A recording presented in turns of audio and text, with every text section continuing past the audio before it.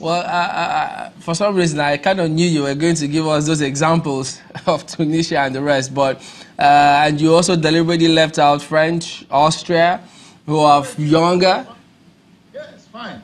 Fine. Like you said, the world is getting younger, but it's not by a sudden flight. It's a transition which should be seamless. But does it look like we're having the transition in Nigeria? We will get there. No doubt about it. We are going to get there. But power is never ceded. People have to take it.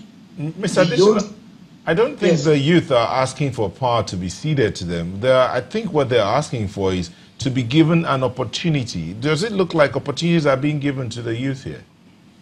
Well, there's the not too young to run bill. So it's in the works.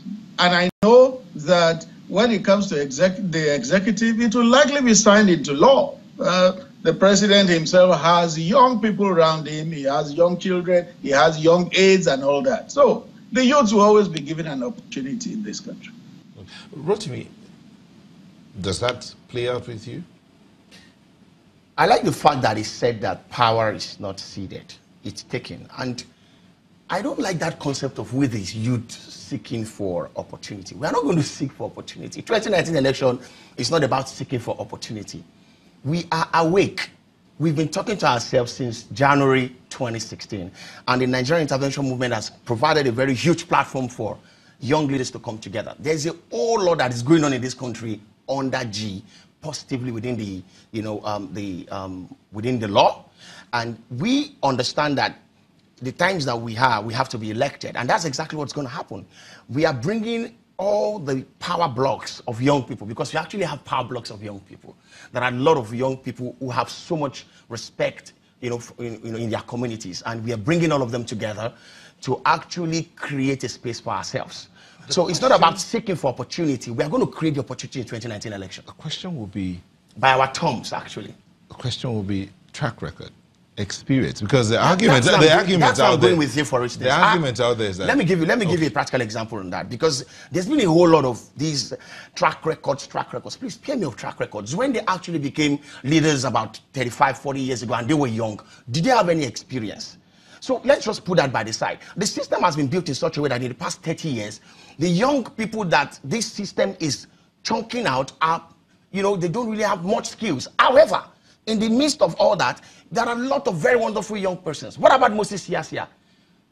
What about Deji Adeyanju himself? There are a lot of young people who have done so well. What about Peace Edem? There are a lot of young people out there that have done so well with their lives. And that's exactly where we are going. We are saying, those young persons, I'm 33 years old. What if I tell you I have 22 years experience in community works? These are the things we're talking about. So we have a lot of young people like that. We are talking to ourselves. And there has never been a time in the history of Nigeria that young people have become so, connected to each other. We've always been competing with ourselves. And we say, okay, fine, can we please throw that competition by the side and let's come together? And that's what's actually happening right now. There are lots of movements all over the country, and we are saying we can't take out this government technically, so to say, by the election, if we are dissipating our energies by various... the youth not towing the same line of working without an ideology? Because some will say, hold on, some will say, someone actually said here on this program that they've not seen a clear picture of where the country is going to. Do the youth even have a picture of where they want to take this country to? God bless you for that wonderful question. There is something called storming, forming, and performing.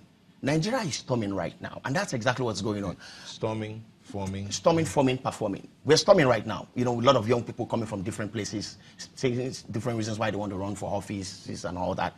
Now that's storming, and it's happening. It's good. It's a very good sign. It's a very good evolution for the country. Now, what we now need to do as leaders of thought amongst our generation is to bring ourselves together, and that's been happening. Recently, there was a presidential debate amongst the young persons in Abuja where we shared thoughts, and a lot of things are happening like that. We are going to reach a meeting point, and that's going to happen within the next 30 days. And we'll be able to come out with a clear picture of what we really want. So that's the forming part of it.